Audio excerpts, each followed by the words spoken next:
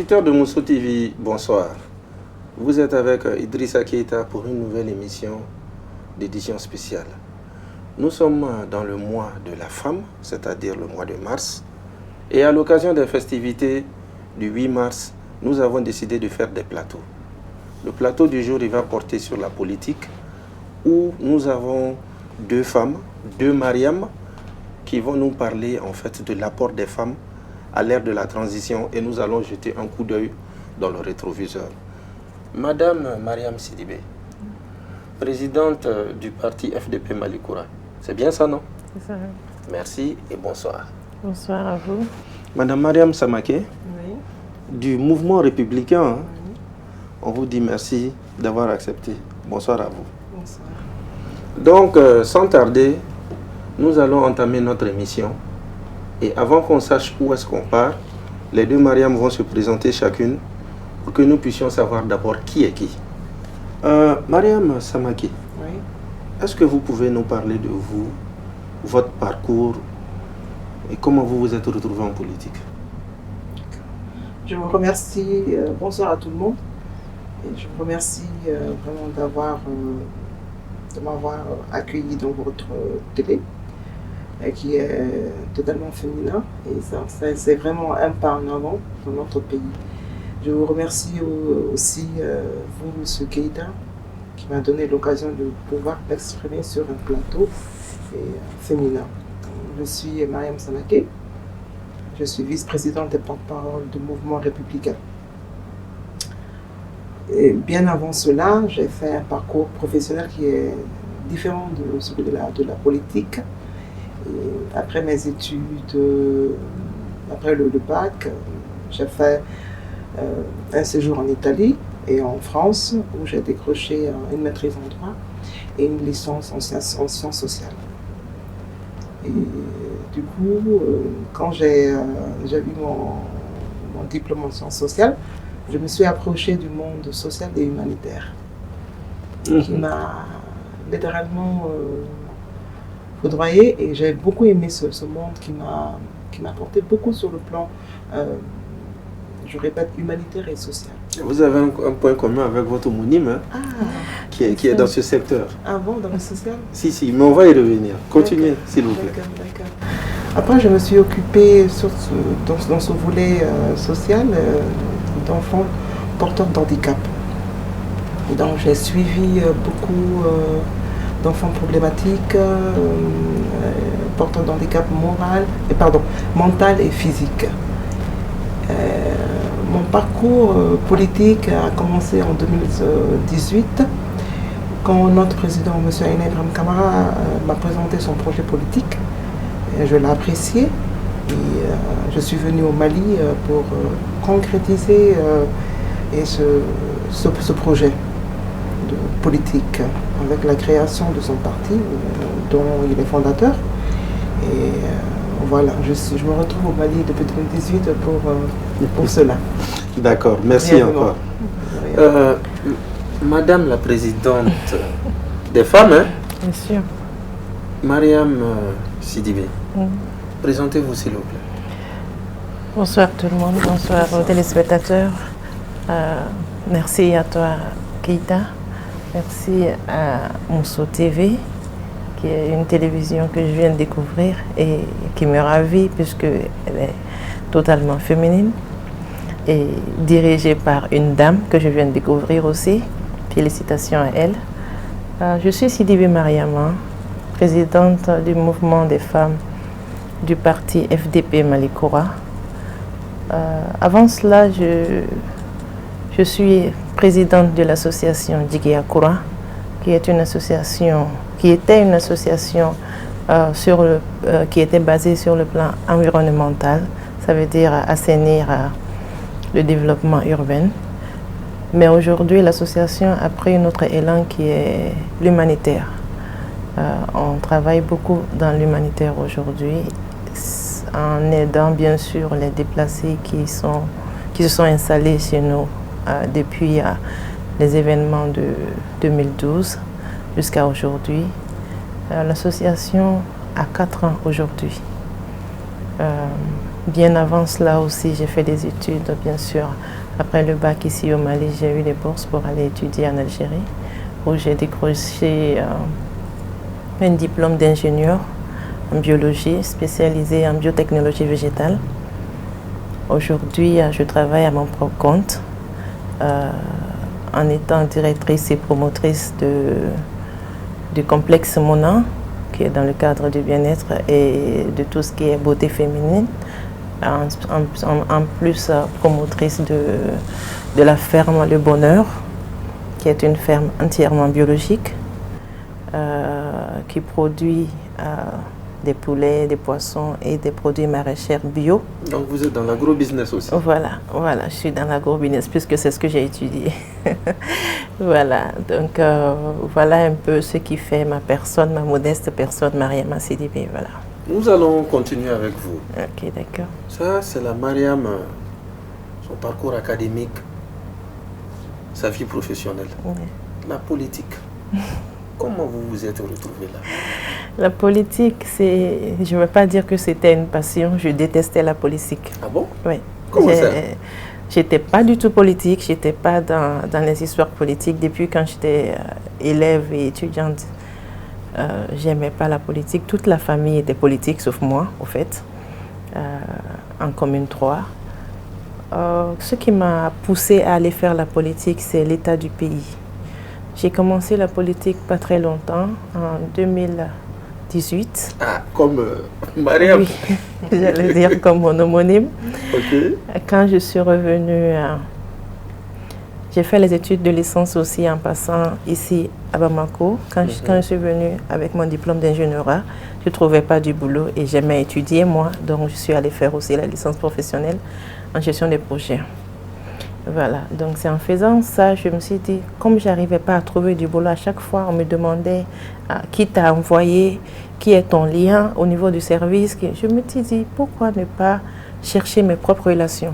Et comment avoir des relations aujourd'hui ici au Mali, c'est de faire la politique. Je me dis, l'État va mal, l'administration ne tourne pas normalement et on va pas continuer à les critiquer de dehors. Donc pourquoi ne pas rentrer dans la scène, dans la danse et comprendre réellement ce qui se passe dedans et amener notre petit plus d'amélioration, du changement pour que le Mali redevienne ce que l'on appelle le Mali Koura. Voilà un peu ce qui m'a amené à faire la politique, à essayer de communiquer, de voir les hommes politiques et les femmes qui sont avec eux, les comprendre et essayer de faire un peu mieux que la politique d'avant. Voilà. Mariam Samaké, oui. Est-ce que, comme Mariam vient de le dire à l'instant, la politique c'est réellement un réseau, on se fait des relations, ça ouvre assez de portes? Vous êtes du même avis? Oui, je suis du même avis que mon amie Mariam. Et j'avoue que moi aussi je n'étais pas politique. Je suis issue d'une famille qui n'est pas politique. Et je n'avais pas jusqu'à présent approché le monde politique.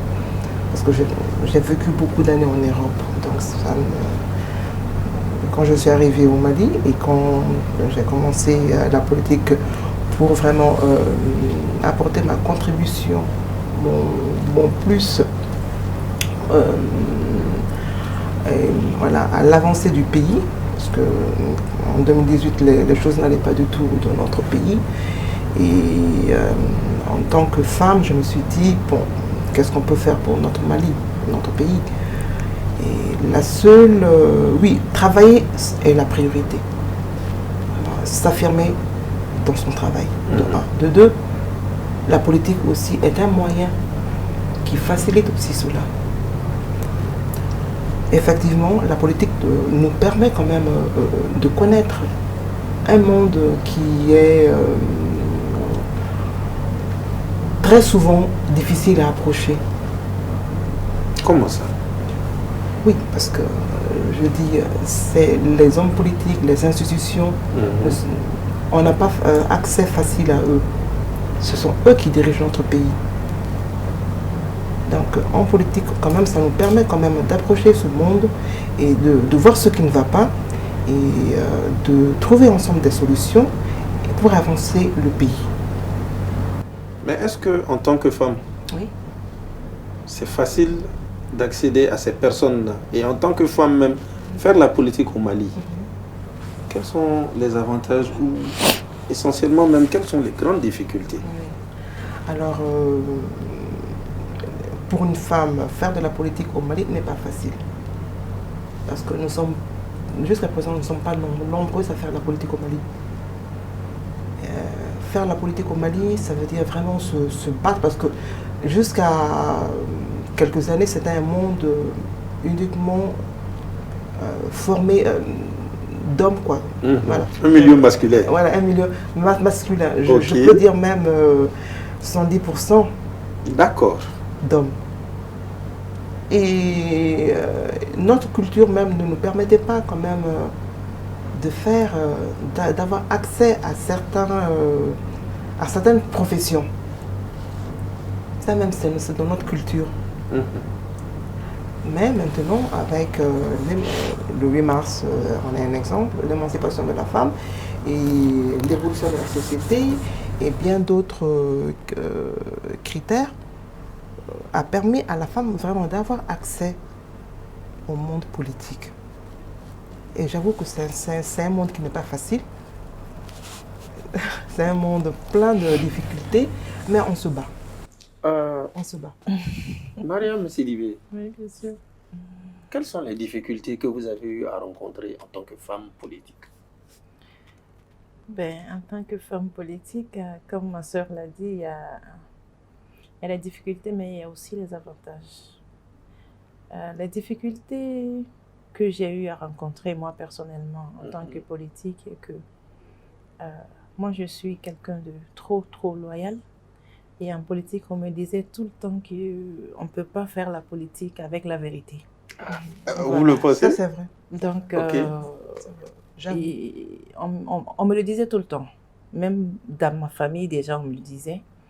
Et mes amis, ceux qui me connaissent, me disent, Mariam, tu ne peux pas faire la politique parce que tu es trop véridique, tu parles trop vrai. Donc, tu ne peux pas être avec ces gens-là. J'ai dit non, il faut être avec ces gens-là pour pouvoir les changer, pour pouvoir amener à ce que tout le monde soit comme toi. Moi, je ne rentre pas dans la politique pour être comme quelqu'un. Donc, en fait, pour vous, la politique a un aspect d'éducation. On éduque les autres. On éduque les autres. Il y a un aspect comportemental. Bien sûr, bien sûr. Continuez. Je dirais ça que en politique, on apprend. On apprend vraiment. Si tu veux vraiment faire la politique, tu sais que c'est une école. Hein? C'est une école pour faire la politique. On ne fait pas la politique à tue-tête, à venir. On ne vient pas seulement pour je fais la politique, je veux le pouvoir. Non, non, non. Ça s'étudie. Ça s'apprend. Le comportement déjà, l'honnêteté, la citoyenneté qui est en toi, le civisme qui est en toi, c'est ce que tu dois d'abord faire sortir, faire ressortir et maintenant inculquer ça à ceux qui sont autour de toi. Donc à ses camarades. À ses camarades, voilà, à ses camarades politiques. On ne peut pas être en politique, dire que non, toi tu dis la vérité, l'autre ment, l'autre non.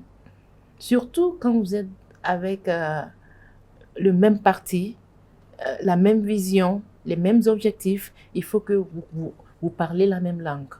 Il faut que vous soyez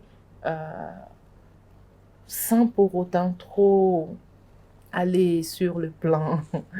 Je ne veux pas que les gens pensent que je veux que tout le monde comprenne que la politique, quand vous êtes ensemble, il faut que vos idées soient ensemble. Il faut que vous ayez les mêmes comportements, les mêmes dits. Donc la même discipline. La même discipline, et voilà. la même convergence. La même convergence de vie. Mais je vais poser... C'est ce qui va faire que vous allez plus vous comprendre et que votre parti va plus évoluer vers le bonheur de votre pays. Mais moi, j'ai une question pour vous toutes deux. Vous parlez de faire la politique. Or, historiquement et socialement, j'ai quand même l'impression que les femmes ont toujours fait la politique. C'est-à-dire que on parle toujours de mobilisation. Et c'est même une image qui s'est toujours collée à la femme avant qu'on en arrive à la loi du genre, que nous allons aborder plus tard. Mais déjà, cette image de la femme qui mobilise pour finalement ne même pas se retrouver au premier plan, pour ne même pas être là au moment de la redistribution des retombées. Offusqué. Que pensez-vous de cette étiquette? Alors, Mariam Samadé. Excusez-moi, je prends la parole. Et je dirais que dans notre tradition, et la femme a toujours été le pilier de la famille. La femme rurale et maintenant la femme urbaine. Donc la femme est celle qui rassemble. La femme est celle qui éduque. La femme est le repère de la femme, dans la famille, même dans la société. La femme est le repère. Mais elle n'est pas étiquetée. Elle est toujours en arrière-plan. En arrière-plan. Par contre, la figure de l'homme est celle qui est imposante et celle que l'on voit. Mais en dessous, c'est la femme qui fait tout. Hein. Ok, derrière ce grand homme. Il y a toujours une grande dame. Ok. C'est elle qui manage. Donc, on peut dire que la femme a toujours fait la politique. Et maintenant, avec l'arrivée de la démocratie, les choses ont changé. Parce qu'avant, c'était notre tradition. Ensuite, il y a eu le colonialisme, il y a eu l'évolution même de la société. Du monde. Du monde même. Maintenant, on parle, il y a la communication, il y a d'autres moyens de communication, je répète, qui ont permis à donner cette visibilité et ce rôle de la femme, visiblement, au monde et en politique. Donc, mais est-ce que cette image est encore d'actualité? Vous parlez d'arrière-plan. Maintenant, on parle d'être au devant. Exactement. Exactement. Je dis que maintenant, avec la modernisation, avec la communication qui est là, avec tous les moyens que nous avons à notre portée, la femme commence à être plus visible.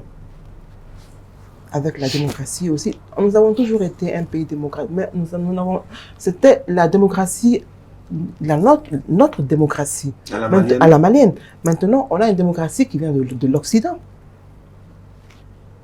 Donc un peu la mondialisation. Exactement. Et l'image de la femme commence à émerger petit à petit. Sinon, pendant plusieurs années, elle était un peu mise en arrière-plan. D'accord. Je ne sais pas si je vous rends évidemment, idée. On se rejoint. Oui. Même si j'ai quand même une question. Oui. C'est que vous dites que en autant d'années, la femme était au second plan, était dans l'ombre. Oui. Maintenant, elle est sous les projecteurs. Nous sommes à l'ère de la transition. Et on va dire que de l'indépendance à maintenant, ça fait quand même 60 ans. Exactement. Et on est à une transition où on va dire quasiment beaucoup de choses ont été remises à plat. Est-ce que la femme est présente? Est-ce que la femme a cette visibilité, comme vous le dites, à l'ère de la transition? Non, je dis que petit à petit, l'image de la femme commence à émerger. Mais jusqu'à présent, l'image de la femme en politique n'est pas encore émergente. Non, au Mali, pas encore. On a encore beaucoup à faire. On a encore beaucoup à faire. Mais ça a commencé. Si nous voulons nous comparer à l'homme, nous ne sommes pas encore égaux. Hein. Mais lorsque le régime de feu le président Amadou Toumani Touré, il prenait fin en 2012, il y avait d'ailleurs une Mariam Sidibé aussi qui était là. On a quand même eu une femme première ministre. Oui, mais écoutez, si nous allons sur ce champ-là de nombre de numéros, et je pense que vraiment, on n'en a pas assez. Il y a le genre. Il y a la loi sur le genre. Nous allons y revenir. Nous ne sommes pas assez d'abord. Mariam Sidibé, Oui. On dit que la femme en politique, elle se limite à mobiliser. Une fois que la mobilisation est réussie, qu'on a les résultats, on nous oublie. On vous oublie. Ouais. Comment est-ce que vous pouvez expliquer ça et qu'est-ce qui peut et doit changer? Keita, je rejoins un tout petit peu ce que ma sœur a dit. Tout petit peu. Un tout petit peu parce que aujourd'hui, moi, je dirais qu'on doit quitter dans ça. Je parle en tant que femme et je parle aux femmes. Ce moment est derrière nous. Ce moment où on nous donnait des marmites, des 2000 francs, des 1000 francs pour aller voter, pour faire sortir toute la famille, toute la commune pour aller voter pour un tel. Et ce tel, après avoir été ministre ou président ou député ou maire, oublie carrément, complètement toutes les femmes qui l'ont soutenu. Peut-être quelques hommes de la commune sont pris à la mairie, c'est tout. Les femmes sont carrément oubliées jusqu'aux prochaines échéances. Et ce truc-là a trop duré. On veut quitter dans ça. Donc moi, je parle aux femmes. Je parle en tant que femme, leader, que je veux du changement. Nous voulons, dans notre parti FDP Malécois, les femmes veulent du changement. Les femmes ne veulent plus être derrière. Les femmes veulent être à côté. Nous, je parlerai pas d'égalité ou de comparaison avec les hommes. J'ai toujours été contre ça. On ne peut pas être égal à un homme. En tant que femme, tu dois rester dans ton coquille de femme. Voilà. C'est qu'on doit rester à côté des hommes, mais pas derrière. Donc, vous prenez la complémentarité. Moi, je l'ai toujours dit, je le dis toujours, les hommes et les femmes sont complémentaires, mais on ne serait jamais égaux. On ne serait jamais égaux. Il faut que les femmes comprennent ça. Ce qui doit changer normalement, ce qui doit changer dans ce comportement pour que les femmes ne soient plus derrière, ne soient plus des escaliers où certains disent des cure-dents pour les hommes, parce que dès qu'ils finissent de se curer les dents avec nous, ils nous jettent. Dès qu'ils finissent de monter les escaliers, ils laissent tomber l'escalier et eux, ils sont déjà en haut. Mais comment ils vont descendre? On veut plus être dans ce lot-là, dans ce canal-là. On veut quitter dans ça. Et pour quitter dans ça, il faut que les femmes se forment. Il faut que les femmes se conscientisent. Il faut que les femmes se comprennent, se donnent la main, se disent que non, c'est pas parce que moi j'ai étudié aujourd'hui que moi je suis mieux que celle qui n'a jamais été à l'école. Beaucoup estiment que les femmes n'ont pas la patience. Parfois, il y a des réunions nocturnes.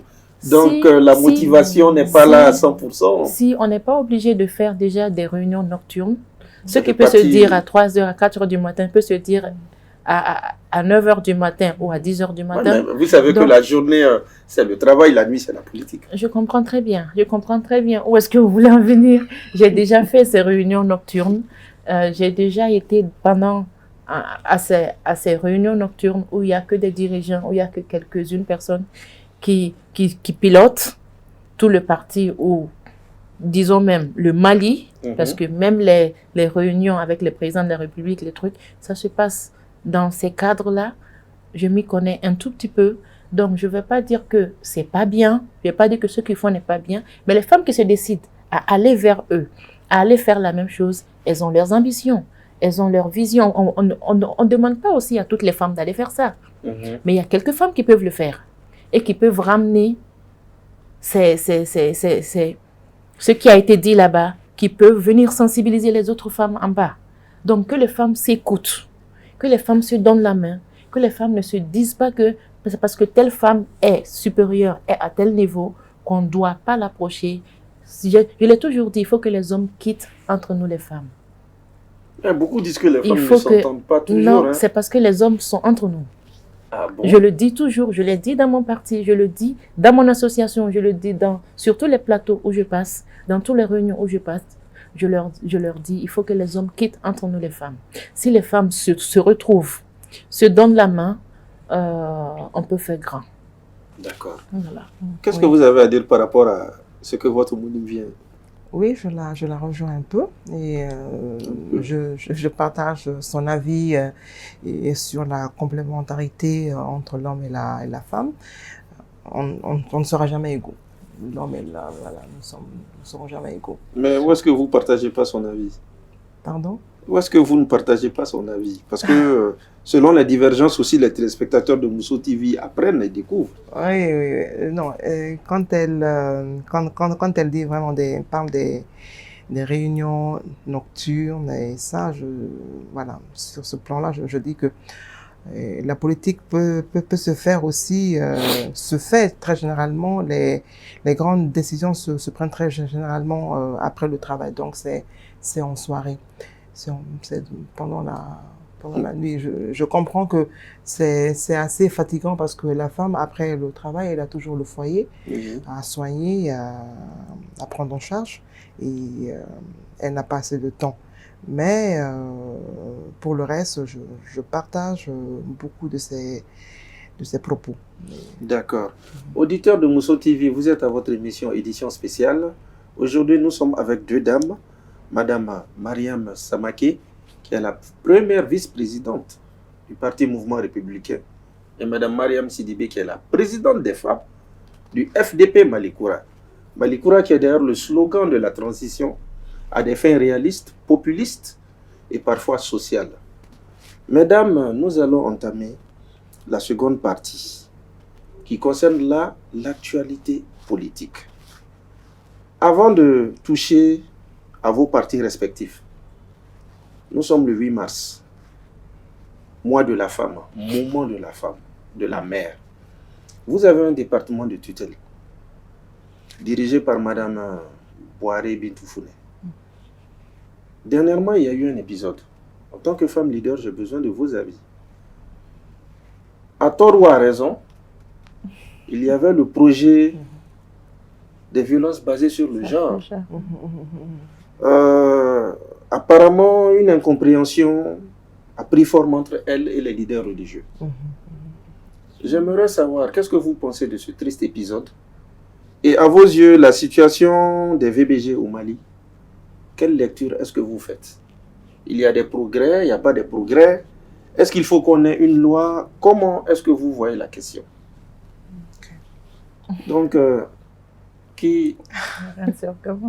Non, on va aller avec vous, Madame Sylvie. À vous l'honneur. D'accord, merci beaucoup, Keita. Par rapport à cette malentendu, je dirais que c'est vraiment une malentendue, parce que Madame la ministre n'aurait jamais tenu tête à ces hommes religieux. Ça rentre dans ses fonctions de demander à voter cette loi. Si tu vois réellement ce qui se passe sur notre territoire, je parle toujours du Mali, parce que ça se passe un peu ailleurs, mais je parle dans le cadre du cas malien. Ces violences s'augmentent de jour en jour et de toutes les formes. Je me dis aujourd'hui que l'homme avec grand H n'a plus de pitié. N'a plus de pitié. L'homme n'est plus bon envers son prochain. Voilà, parce que les violences, c'est pas seulement les violences basées sur le genre. Je dirais pas seulement que c'est des violences basées sur les femmes. Il y a des violences qui sont basées sur les hommes. Donc, si on demande de voter une loi à l'encontre de ces violences, c'est pas seulement pour, je sais pas, rehausser les femmes ou dire que la femme ne doit pas subir, la femme est la seule à subir ces violences. Il y a les enfants et il y a l'homme aussi. Donc, il faut vraiment, je me dis que la solution à ces problèmes, je ne vais pas dire qui a tort, qui a raison.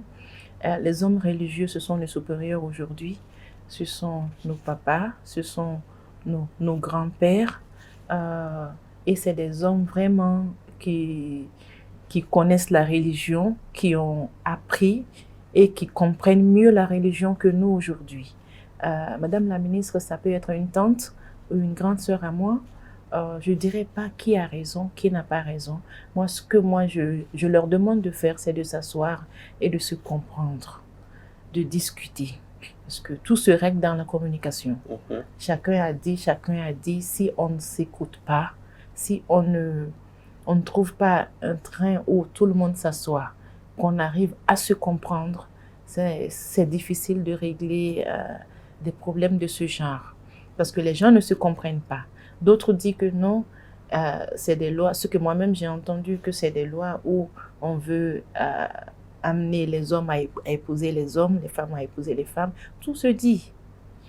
Donc, si réellement ces hommes religieux arrivaient à trouver un terrain de communication avec le département, qu'ils essaient de s'asseoir, de discuter, ça c'est bon, ça c'est pas bon, on enlève ça, on rajoute ça, chacun aura un résultat gagnant-gagnant. Un résultat gagnant-gagnant, voilà, je dirais cela. Ok. Madame la première vice-présidente, Oui. comme on l'a dit, hein, le département des femmes devait, en tout cas, se retrouver dos à dos avec le monde religieux par rapport à la loi du VBG. Le Mali n'en a toujours pas. Certains même quittent les voisins pour venir en terre malienne faire l'excision parce qu'il n'y a pas de loi. Donc vous, ce débat-là qui avait pris forme précédemment, quel est votre avis par rapport à la question? Je rejoins un peu ma sœur Mariam. À mon avis, Madame, le département de la promotion de la femme doit trouver un terrain d'entente avec le chef religieux. Et le chef religieux, ce sont nos pères, nos grands-pères, nos tontons, tout le respect pour eux parce que ce sont des hommes de grande culture. Et Madame le ministre aussi qui fait son travail, qui a aussi son idée sur ce qui se passe dans notre société actuellement. Il y a assez de violence. La violence sur le genre est là. Nous la voyons presque tous les jours. Et sur nos sœurs, sur nos mamans, sur nos tantes. Et voilà. Et si on arrive à trouver une solution à cela, voilà, ce serait une bonne idée pour le Mali. Nous allons sortir quand même de quelque chose qui affecte la femme depuis assez de temps. Dans ce projet de loi, il y a d'autres aspects qui peuvent être discutés à table. Et non qu'on arrive jusqu'à vraiment avoir certaines choses en publication sur les réseaux sociaux et tant d'autres choses. À mon avis, ils doivent s'asseoir et où ils peuvent vraiment trouver un terrain d'entente. Ça ne va pas, ça va, ça va passer, ça va passer, parce que quand même, nous sommes un pays laïque, avant tout. Le Mali est laïque. Et avant, au lieu d'arriver quand même à des excès, évidemment, à mon avis, il faut la communication. Je retrouve ma sœur Mariam. Je ne peux pas dire qui a tort, qui a raison. Donc vous tranchez la poire en deux. Maintenant, on parle toujours du genre. Oui. MR Inside. Dernièrement, il nous est revenu que votre parti a eu un nouveau cabinet. Est-ce que les femmes sont vraiment présentes là? Alors, vous êtes déjà la première vice-présidente. Oui, tout à fait. Dans notre nouveau cabinet, nous avons pour le moment une seule femme qui est l'assistante. Et par contre, dans le bureau, nous avons assez de femmes. Dans le bureau? Dans le bureau exécutif, oui. Nous avons assez de femmes. Donc, ça veut dire que le genre, il est vraiment présent? Oui. On aura le temps d'évoquer cela dans une autre émission en Bambara. D'accord. Madame la Présidente, avant de clore, votre parti a eu 1 an. Mais bien avant, ces organes ont été installés. C'est vous qui avez été porté par les femmes et carrément même par les militants, la grande famille de la vague du FDP. Ouais. Qu'est-ce qui a motivé selon vous ce choix? Et toi, tu me fais parler, hein? C'est la promotion du genre. Bien sûr. Le parti FDP Mali-Croix, c'est vrai que c'est un nouveau parti, c'est un parti bébé, un parti jeune et dirigé par que des jeunes aussi, je dirais, à commencer par le président Amadou Thiam, qui est un jeune politique qui a fait ses... Qui n'est pas à présenter au Mali. Qui n'est pas à présenter au Mali. Et en dehors. En dehors, exactement. Il a fait ses pas ici au Mali et ailleurs. Aujourd'hui, moi, en tant que présidente des femmes, élue et nommée le 5 décembre dernier seulement, le parti vient juste d'avoir 1 an, le mois passé, je dirais seulement que c'est la persévérance. C'est la persévérance. Ce parti, on l'a créé ensemble. On l'a vu naître.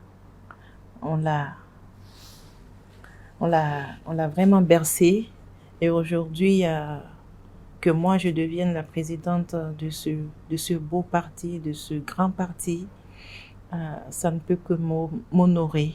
Ce choix, je dirais que moi, je n'ai pas à dire grand-chose là-dessus. C'est les membres du parti que je remercie ici sur ce plateau, surtout les grandes dames de ce parti. Je m'intéresse sur les noms, mais surtout les grandes dames de ce parti qui m'ont... C'est le mois des femmes, vous pouvez comment dire les noms, là. C'est la télé de la femme. Qui m'ont choisi, qui ont dit que cette petite fille... Cette jeune dame, on va dire cette petite fille, puisque j'ai des mamans dans ce parti. J'ai des tantes, j'ai des sœurs, j'ai des grandes sœurs dans ce parti. Mais ils ont pris leur choix sur moi, qui est leur petite sœur, leur petite fille, pour leur diriger. Ce n'est rien. Je les remercie ici, ainsi que les dirigeants, les hommes de ce parti, qui ont aussi accepté cette décision. Ils m'ont accueilli bras ouverts, je les remercie. Et je dirais que c'est avec leur aide, c'est avec nos mains réunies qu'on pourra prendre cette tâche-là, ce travail-là, et qu'on pourra l'exécuter pendant ces 5 ans à venir. Inch'Allah. Merci à vous. Auditeurs de Mousso TV, ainsi prend fin votre émission. Vous pouvez la retrouver sur le décodeur multicanal, chaîne 254. Mais aussi sur notre page Facebook Mousso TV et aussi sur notre lien YouTube. Merci pour tout et à très bientôt.